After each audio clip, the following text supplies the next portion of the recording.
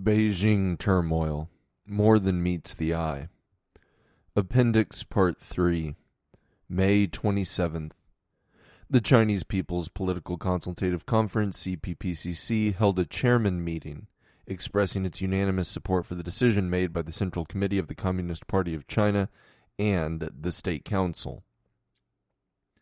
Li Xiannian, chairman of the National Committee of the CPPCC, attended the meeting and made an important speech, pointing out that a very small handful of people recently plot the turmoil behind the scenes, fabricate rumors, stir up and instigate the turmoil, arbitrarily enlarge the state of affairs in an attempt to reach their political aims of negating the leadership of the Communist Party and socialist system by creating turmoil.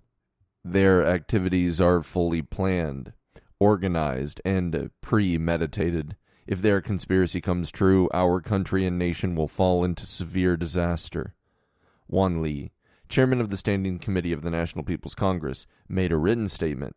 He said, "I consistently hold that the masses of young students sincerely hope to accelerate democracy and to punish corruption, and their patriotic enthusiasm is difficult of attainment, which has been given full affirmation by the party and the government. However, the state of affairs has developed into the opposite of the masses of students' good wishes. All signs show that a very, very small number of people are going in for political conspiracy, taking advantage of the student unrest to deliberately stir up the turmoil, which have severely disturbed the normal order of society, production, work, life, teaching, and scientific research in Beijing and many other parts of China. They aim at toppling the leadership of the Communist Party and subverting the socialist system.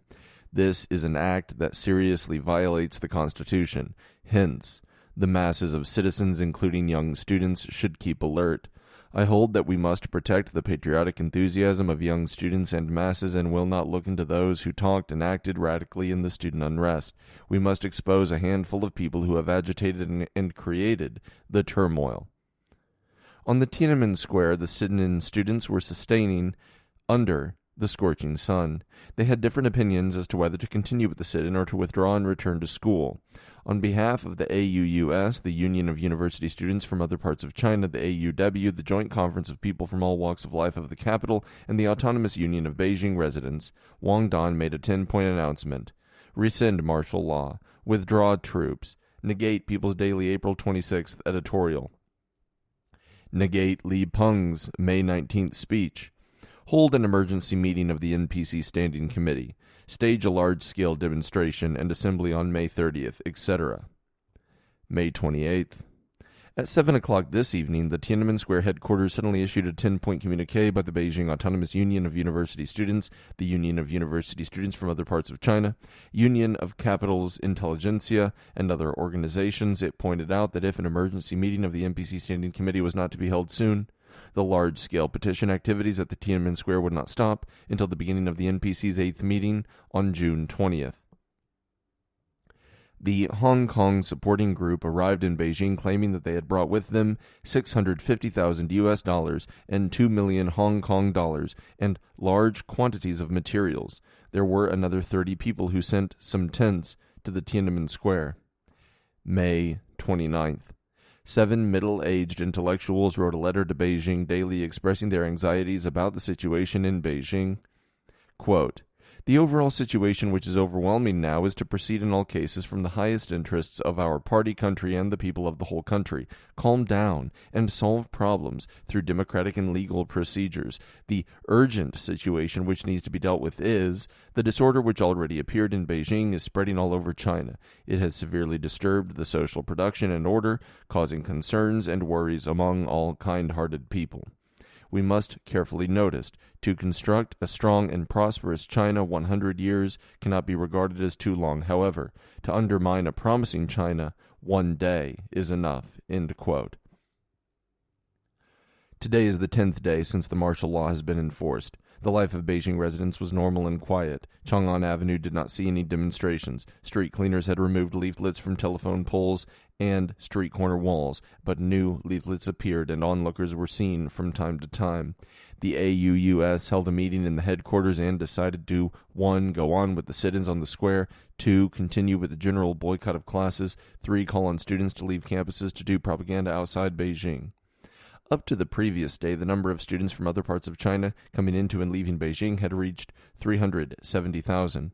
In the past few days, more than 20,000 students left Beijing every day, and the number of students coming into Beijing decreased sharply, less than 200 every day. In order to attract students and Beijing residents to continue their occupation of the Tiananmen Square, the AUUS organized over 20 students and teachers from the Department of Sculpture at the Central Academy of Fine Arts to make a goddess statue. The statue was formerly named the Statue of Liberty, but was later renamed the Statue of Democracy, showing that they took American-style freedom and democracy as their spiritual pillar. At dusk, they transported it to the north of the Tiananmen Square, erected an iron frame, and set up this goddess statue not very far from Chairman Mao Zedong's portrait. The statue attracted hundreds of thousands of onlookers. May 30th. The so-called Flying Tiger Team motorcycle group was smashed in Beijing. This group first appeared in the streets of Beijing on May 15th, numbering from several dozens of motorcycles to as many as 300 or 400, dashing around madly. They spread rumors all around, stirred up trouble among the people, attacked factories and offices, intercepted military vehicles, and besieged the Public Security Bureau of Daxing County. They terrified Beijing residents and made them suffer. Public security organs took the 11 leading troublemakers into custody for investigation in accordance with the law. The Beijing Tiananmen Square administration made a statement. The Tiananmen Square is an important area where political assemblies, national celebrations, and state ceremonies are held. The square, solemn and dignified, belongs to the people of the whole country. The erection of the goddess statue is not only a rash act, but also violates the decree issued by the Beijing municipal government on November 1st, 1981.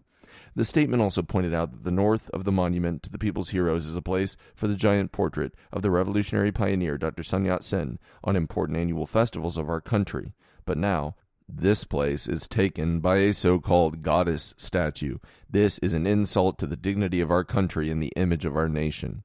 Gao Dongbang, Gu Ming, Wang Huode, and Song Rufen, members of the NPC Standing Committee, made a statement today. Hong Kong's Wen Hui Pao carried news on May 25th, saying that some NPC Standing Committee members had signed their names on an appeal for an emergency meeting of the NPC Standing Committee. The Macau Daily News carried the same news on May 26th. The names of Gao Dongbang, Wang Huode, Gu Ming, and Song Rufen appeared on both of the two newspapers. We never saw this signed letter. Gu Ming was abroad at that time, and we never signed our names on it. It is a grave infringement upon our personal rights to usurp our names. It needs to be pointed out in particular that at this critical moment they fabricate rumors and confuse the public, which can only make people suspect if they have any ulterior motives. Leaflets entitled "If a Single Spark Can Start a Prairie Fire," prediction and analysis on the possibilities of current China's situation appeared on the campuses of Tsinghua University and Beijing University of Aeronautics and Astronautics. They called on people from all walks of life to get organized and establish armed forces which shall be possibly called People's Army to struggle against the decadent forces of the Communist Party, instigating a flagrantly counter-revolutionary rebellion. May 31st. Wan Li, chairman of the NPC Standing Committee, came back to Beijing from Shanghai. Since May 17th, a small number of university students had staged sit-ins in front of Xinhuamen of Zhongnanhai, the seat of the State Council. A spokesman of the General Office of the State Council urged the students to end their sit-ins as soon as possible and return to school. The spokesman pointed out that Xinhuamen is an entrance for many important diplomatic activities and state affairs. The sit-ins of some students before Xinhuamen blocked the traffic, disturb normal order, and hinder the official affairs of our party and our country. By so doing, they not only show no consideration for the general interests, they violate the law. This kind of action must be stopped. The State Education Commission held an office meeting calling upon university students to resume class as soon as possible and announcing that the time for the university entrance examination this year would not change.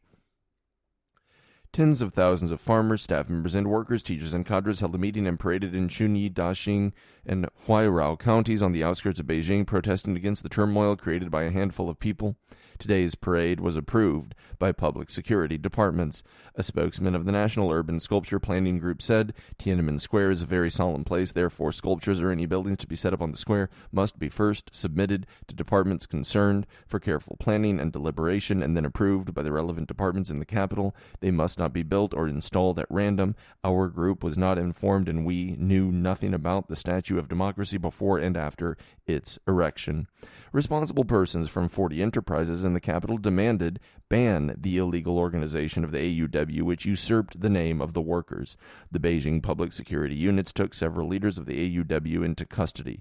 Ruffians took advantage of this opportunity to instigate some people to surround and assault the Beijing Public Security Bureau, the Beijing Municipal Party Committee, the Beijing Municipal Government, and the Ministry of Public Security of the People's Republic of China. A newly pasted announcement at Tsinghua University read, resolutions of the AUUS, general boycott of classes, leave the school, and do propaganda among the whole nation. Someone from Beijing University proposed an empty school drive, so nearly all the students left for home where they did propaganda. June 1st. A spokesman of the Beijing municipal government made a statement concerning foreign journalists' news coverage during martial law enforcement, pointing out that no news coverage was allowed on activities at Tiananmen Square, around the Great Hall of the People, in front of Xinhuamen, and other public places designated by the Beijing municipal government. A BBC correspondent, James Miles, and a Japanese reporter, Noriyuki Yoshima, from Yomiuri Shimbun, were warned by the Beijing public security organs since their activities during the martial law enforcement had infringed the decrees of the Beijing municipal government. They both accepted the warning, made apologies, and guaranteed to observe laws and decrees of our country in the future. The Beijing Federation of Trade Unions made an announcement demanding strongly a ban on the Beijing Autonomous Union of Workers. People's Daily published a signed article entitled "The Sacred Tiananmen Square Brooks No Blasphemy," opposing the erection of the goddess statue on the Tiananmen Square. The article held that it shows that some people are seriously indulging in anarchism.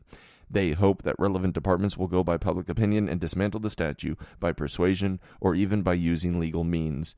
The AUUT, the Union of University Students from other parts of China, and the Tiananmen Square headquarters made an announcement putting forward 4 preconditions for holding a dialogue with the government to solve the problems. 1. Rescind martial law. 2. Withdraw troops. 3. Guarantee no retaliation in whatever forms against anybody who took part in the democratic movement. 4.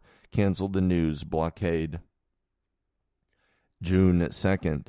Ni Zhifu, chairman of the All-China Federation of Trade Unions, rallied chairmen of 17 national industrial trade unions, including railway, posts, and telecommunications, to discuss problems such as the role of the trade unions in preventing the turmoil and stabilizing the general situation. He pointed out that the urgent task facing us currently was to maintain the stability of the society, which concerned the overall situation. Every staff member and worker should be concerned about the overall situation, and cadres of trade unions should go deep into the masses to do ideological work. The camera group for China's 40th National Day celebration programs under the China Central Television borrowed a Mitsubishi Jeep from the 5th contingent of the Beijing Armed Police Corps.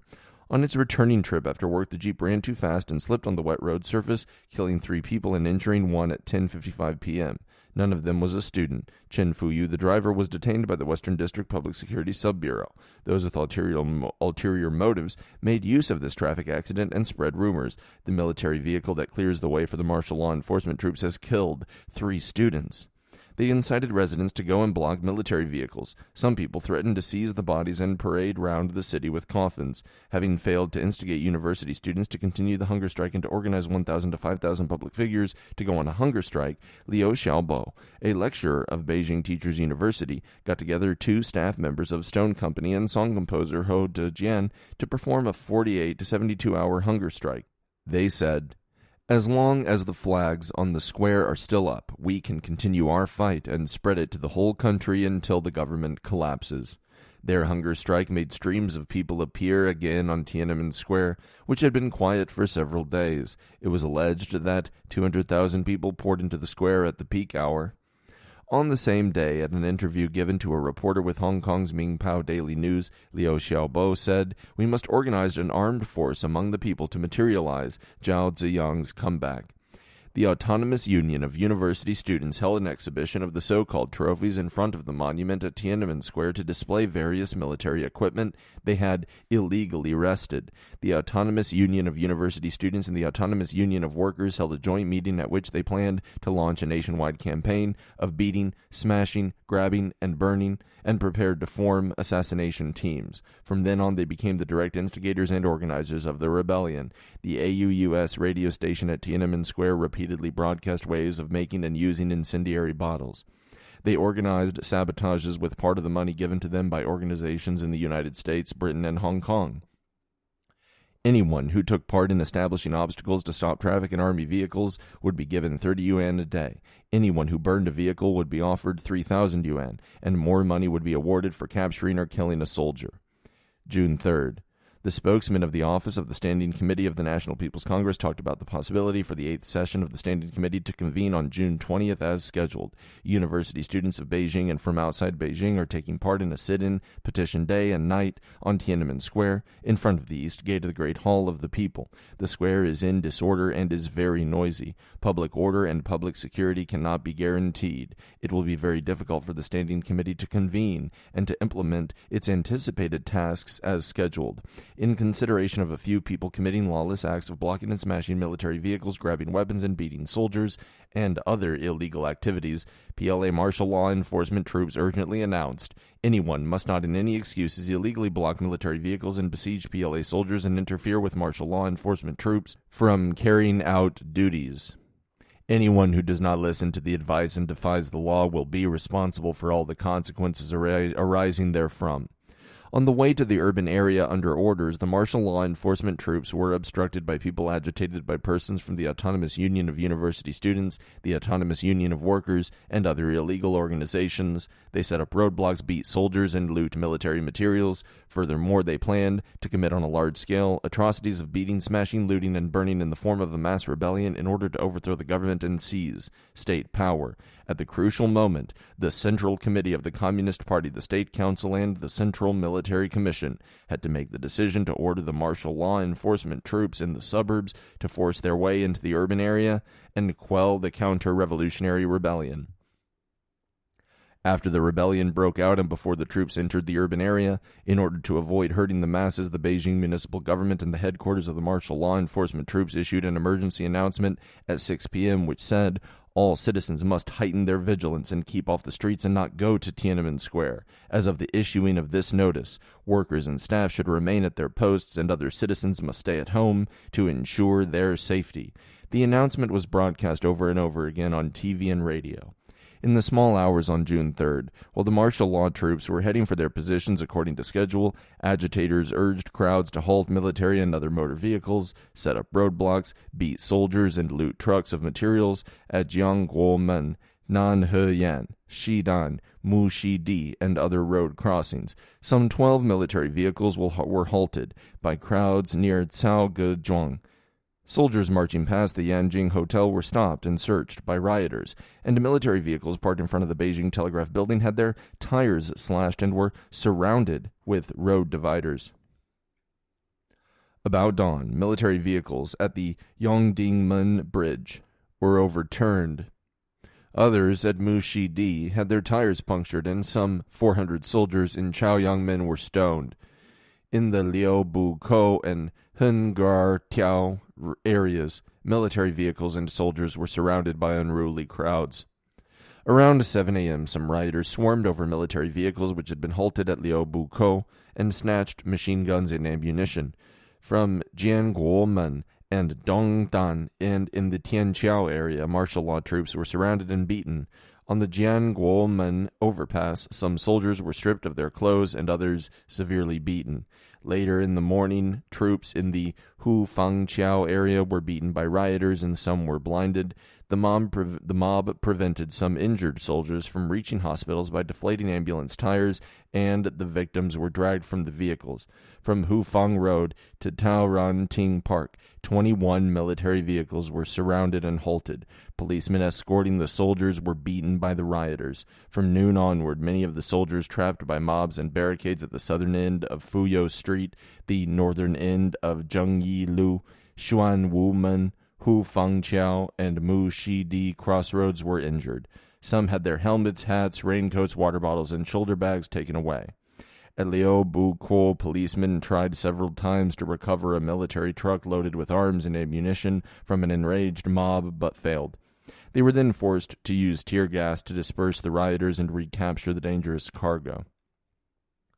About the same time, mobs began to surround and assault buildings housing state organizations and establishments of vital importance, including the Great Hall of the People, the Standing Committee of the National People's Congress, the Propaganda Department of the CPC Central Committee, and the Ministry of Radio, Television, and Film, as well as the west and south gates of Zhongnanhai, the compound of the Party Central Committee, and the State Council. Dozens of policemen and guards there were injured. At about 5 p.m., the ringleaders of the illegal Autonomous Union of University Students and Autonomous Union of Workers distributed kitchen knives, daggers, iron bars, chains, and sharpened bamboo sticks on the square, inciting the mob to kill soldiers and members of the security forces. In a broadcast over loudspeakers in the square, the Autonomous Union of Workers urged the people to take up arms and overthrow the government. A group of rioters organized about 1,000 people to push down the wall of a construction site near Xidan and stole tools, reinforcing bars and bricks, ready for street fighting. At dusk, Yan Jiaqi participated in and directed the obstruction of military vehicles entering the city. At about 11 p.m., he came to Tiananmen Square and took part in the opening ceremony of the so-called University of Democracy and became the honorary president. He gave a 20-minute speech asserting that Li Peng must voluntarily resign from his position, otherwise he would be brought to a trial. He also said that they would cast their democracy with their lives and blood. June 4th. The Liberation Army Daily carried an editorial entitled, "Firmly Support the Decision of the Central Committee, Resolutely Suppress the Counter-Revolutionary Rebellion," which pointed out, from the small hours on June 3rd, a counter-revolutionary rebellion took place in the capital. A group of rioters who desired to see the world plunged into chaos wantonly fabricated rumors and agitated people to set up roadblocks, to surround, beat, and kidnap soldiers, to kill officers and soldiers, to smash and burn military vehicles, to snatch weapons and ammunition, to assault Zhongnanhai and the Great Hall of the People, to loot stores and burn buildings. The horrifying rebellion which broke out in the capital is the first since the founding of the Republic, and is the vicious development of the turmoil created conspiratorially by a few people, and exposes their criminal attempt to oppose the leadership of the Communist Party of China and the socialist system. The martial law enforcement troops reached Tiananmen Square at 1:30 a.m. After several hours of propaganda and mobilization, by 5:30 the clearing operation of the square had been completed. The students who had occupied the square by force for a long time left. No one was killed. After the martial law enforcement troops reached Tiananmen Square at 1:30 a.m., the Beijing municipal government and the martial law headquarters issued an emergency notice which stated, "A serious counter-revolutionary rebellion occurred in the capital this evening, and all citizens and students in Tiananmen Square should leave immediately to ensure that martial law troops will be able to implement their tasks." The notice was broadcast repeatedly for 3 hours through loudspeakers. The sit-in students gathered around the monument to the People's Heroes in the southern part of the square. At around 3 a.m., they sent representatives to the troops to express their desire to withdraw from the square voluntarily, and the troops consented. At 4:30 a.m., the martial law headquarters broadcast the following notice: "It is time to clear the square, and the martial law headquarters accepts the request of the students to be allowed to withdraw." At the same time, another notice on quickly restoring normal order to the square was broadcast by the municipal government and the headquarters. After hearing this, the several thousand students organized hand-in-hand pickets and started to leave the square in an orderly manner, carrying their own banners and streamers at around 5 a.m. The troops vacated a wide corridor in the southeastern part of the square to ensure the smooth and safe departure of the students. At the same time, a few students who refused to leave were forced to leave by martial law troops. By 5:30 a.m., the clearing operations of the square had been completed. During the whole operation, no one, including the students who refused but were forced to leave, died. Just after dawn, more military vehicles were burned. Several hundred military vehicles at dozens of road crossings at Tian Dongzi Road, northern gate of the Temple of Heaven, western exit of the subway in Tiananmen, Donglu, Fuyou Street, Liubukou, Xidan, Fuxingmen, Nanli Shilu, Mu Shidi, Lianhua Chi Gongzhuang, Gonghuamen, and Dongzhimen, and at Da Beiyao, Hujialuo, and Beidogezhuang in Chaoyang District, and at Jiugangshan in Daxing County, were set fire by rioters with gasoline and incendiary bottles of homemade flamethrowers, the flames lighting up the night sky. Some soldiers in the vehicles were beaten to death. In some places, several dozens of military vehicles were burned at the same time. At the Shuangjing crossroad, more than 70 armored personnel carriers were surrounded and machine guns were ripped from 20 of them. From Jingyuan crossroad to Laoshan crematorium, more than 50 military vehicles were burned. Some rioters, with iron bars and gasoline drums, waited on the crossroads to burn passing motor vehicles, and many military vehicles carrying food, bedding, and clothing were hijacked. Several rioters drove a snatched armored personnel carrier along the Fuxingmen overpass area, firing its guns. The illegal Autonomous Union of Workers claimed in their own broadcast that they had taken away a military transceiver and a cipher code book. The mobs also assaulted civilian installations and public buildings. Shop windows, including those of the Yanshan department store in Xincheng district, were broken. Pine trees in front of the Tiananmen rostrum and the western part of Chairman Mao Memorial Hall were burned. Some public buses, fire engines, ambulances, and taxis were also wrecked and burned. Some people even drove a public bus loaded with gasoline drums towards the Tiananmen rostrum and attempted to set fire to it. They were stopped by martial law troops on the southern side of Golden Water bridges. About dawn, some rioters threw bottles, bricks, and bicycles at soldiers. At Dongdan Crossroad, blood streamed down from many soldiers' faces. At Fuxingmen, a military vehicle was surrounded and 12 soldiers were dragged off the vehicle. They were searched and severely beaten. Many of them were badly injured. In Liu Bu-ko, 4 soldiers were surrounded and beaten up, and some were beaten to death. In Guangchumen area, 3 soldiers were severely beaten. 1 was rescued by some bystanders, and the other 2 have not been found yet. In Xixingsheng Lane of the Xicheng district, more than 20 armed policemen were beaten up by rioters. Some were badly injured, and the others' whereabouts are unknown. In Huguose, a military vehicle was halted, and soldiers on it were beaten up and detained as hostages. Some machine guns were snatched. A truck full of bricks drove from Dongjiao-Menxiang to Tiananmen Square, and people on the truck shouted, "If you are really a Chinese, get onto the truck and attack the soldiers." After dawn, the atrocities of injuring and killing soldiers became much more severe. A police ambulance carrying 8 injured soldiers to a hospital was halted by rioters. They beat a soldier to death and shouted that they would do the same to the other 7. In front of a bicycle shop in Qianmen Street, 3 soldiers were severely beaten by rioters who threatened anyone who tried to rescue them. On Chang'an Avenue, a military vehicle had an ignition failure. It was immediately attacked by about 100 to 200 rioters. The driver was killed inside the cab. About 30 meters to the east of Xidan Crossroad, another soldier was beaten to death. The mob poured gasoline on his body and set it on fire. At Fu Chengmen, a soldier's body was hung over the overpass after he had been savagely killed. At Chongwenmen, a soldier was thrown down from the overpass and burned alive. The mob shouted furiously, "This is an everlasting lamp." Near the Capitol Cinema on West Chang'an Avenue, an officer was beaten to death, disemboweled, and his eyes plucked out. His body was then strung up on a burning bus.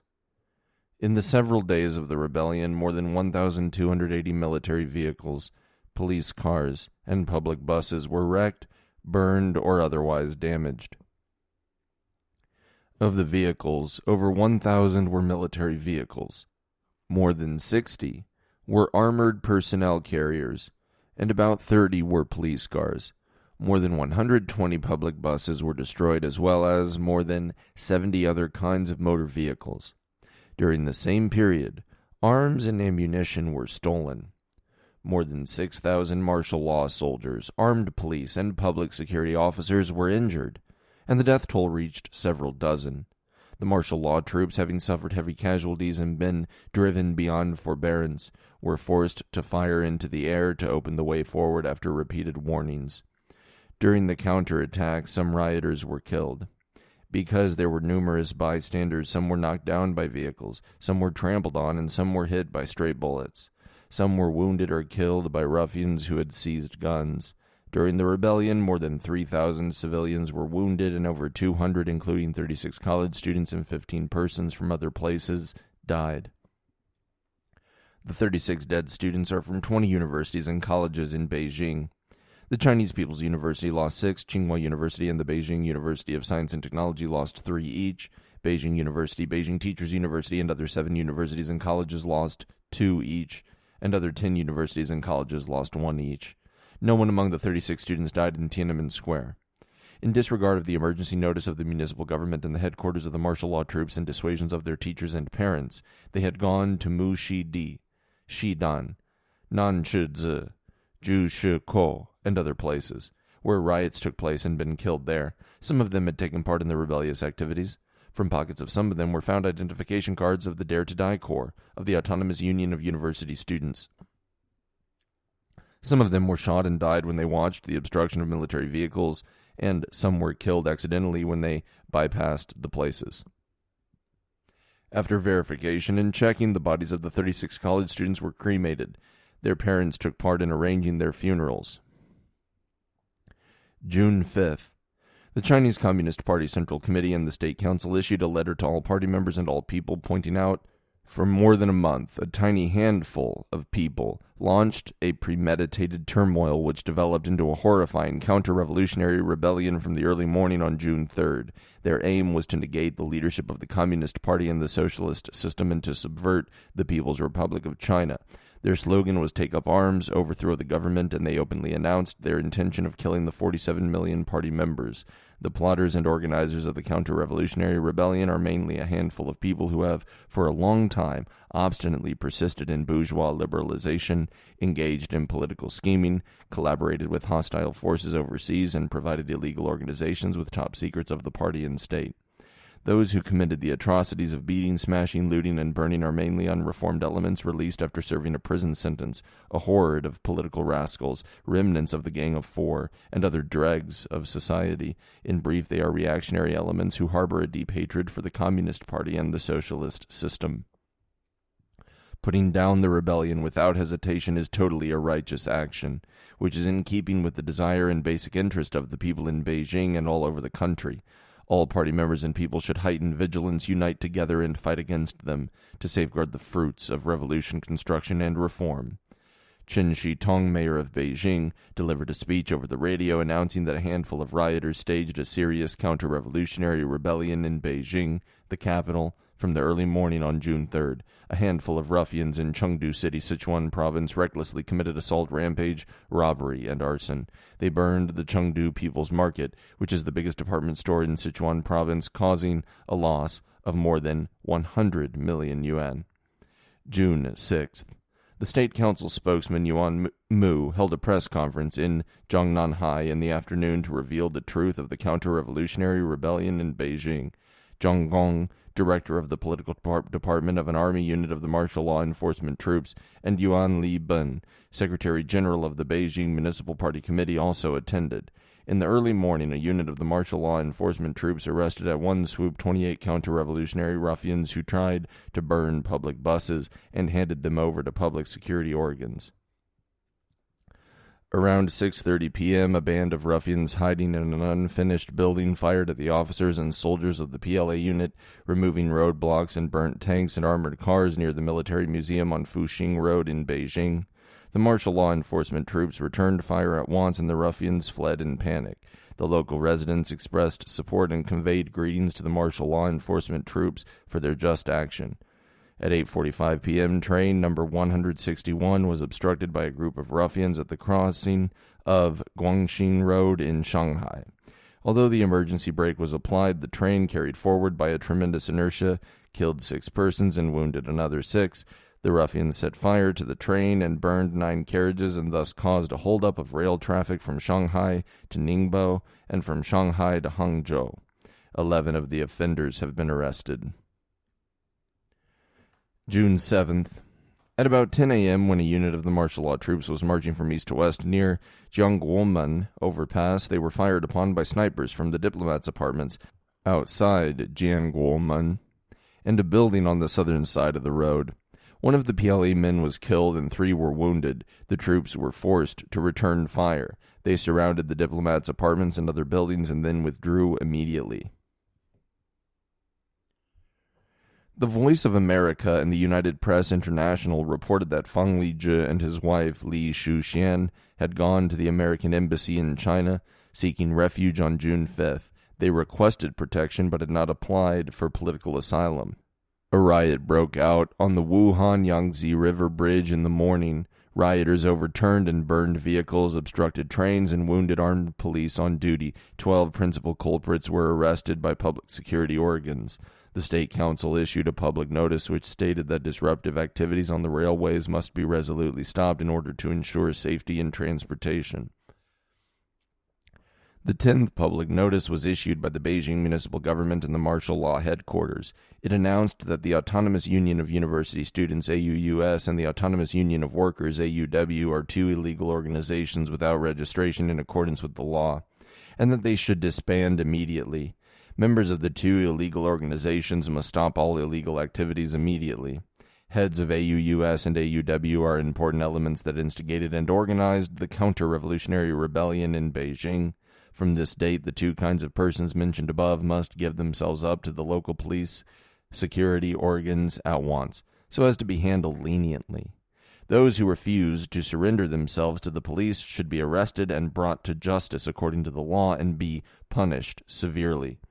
June 8th. Li Peng and Wang Jin visited the officers and soldiers of the martial law troops, highly praised them for firmly and successfully carrying out orders, and encouraged them to make persistent efforts to push on in the flush of victory. Officers and soldiers of the PLA, together with Beijing citizens, cleared away roadblocks and rubbish on the Chang'an Avenue. Tiananmen Square had basically been cleared up and the traffic would resume soon. The martial law troops dispatched trucks to transport grain upon residents in Beijing. The State Education Commission issued a notice calling upon the staff of all universities and colleges and educational administrative departments to stabilize the situation and restore normal order in all schools. The public security organs and armed police forces of Chengdu City, Sichuan Province took decisive measures against the criminal activities of assault, rampage, robbery, and arson occurring in the city. Social order in Chengdu had in the main returned to normal. Zhu Qijun, Vice Minister of the Chinese Foreign Ministry, met with American Ambassador to China, lodging a strong protest against the protection offered to Fang Lizhi and Li Shuxian by the American Embassy in China. He also said that China would keep a close watch on the development of things. Hong Kong resident Li Zhuoren admitted having established contact with the illegal organizations in Beijing and provided them with funds. Li left Beijing and returned to Hong Kong after admonition by the Public Security Organ. June 9th. Chairman of the Central Military Commission Deng Xiaoping received commanders above the corps level of the martial law enforcement troops at Huairen Town Hall in Zhongnanhai, Beijing, in the afternoon. At the meeting, Deng expressed his heartfelt condolence to the martyrs who sacrificed their lives in putting down the counter-revolutionary rebellion, and his sincere sympathy and solicitude to the officers and men of the People's Liberation Army and armed police and public security personnel who were wounded, and extended his sincere regards to all the comrades who participated in enforcing the martial law. Deng Xiaoping made an important speech. He said, "The storm was bound to happen and was independent of man's will. A handful of people first staged turmoil, which later developed into a counter-revolutionary rebellion. Their aim was to overthrow the Communist Party, topple the socialist system, and establish a bourgeois republic." During the course of quelling the rebellion, all the army, armed police, and public security personnel showed a high political consciousness and withstood tests. The army is truly the people's army and the great wall of iron and steel of the state. This test has proved that they are qualified. This shows that this army of ours is forever the defender of the country, forever the defender of socialism, forever the defender of the public interest. Deng said, "The outbreak of the rebellion is worth thinking about. It prompts us to calmly think about the past and consider the future. It will enable us to go ahead at a more steady, better, even a faster pace. Also, it will enable us to more speedily correct our mistakes and better develop our strong points. The line, goals, and policies laid down by the Third Plenum of the 11th Central Committee are correct. The general conclusion of the 13th Party Congress of one focus, referring to making economic development the nation's central task, and 2 basic points referring to upholding the 4 cardinal principles and persisting in the policy of reform and opening up, is also correct and should be resolutely carried forward. In a word, we should sum up the experiences of the present and look forward to the future. Yang Shang-kun, Li Peng, Qiao Shi, Yao Yi-lin, Wan Li, Li Xian-nian, Peng Zhen, Wang Zhen, Bo Yibo, and other Central Military Commission leaders attended the meeting. Chen Yun, who was not present, paid sincere tribute to the martial law enforcement troops and expressed heartfelt condolence to the martyrs who died in quelling the rebellion. Supplies of grain, meat, and vegetables in Beijing had returned to normal, and 145 bus and trolleybus lines had resumed operations. 100,000 Shanghai worker pickets went to the streets to clear away roadblocks. Traffic in the city returned to normal for the first time since June 4th.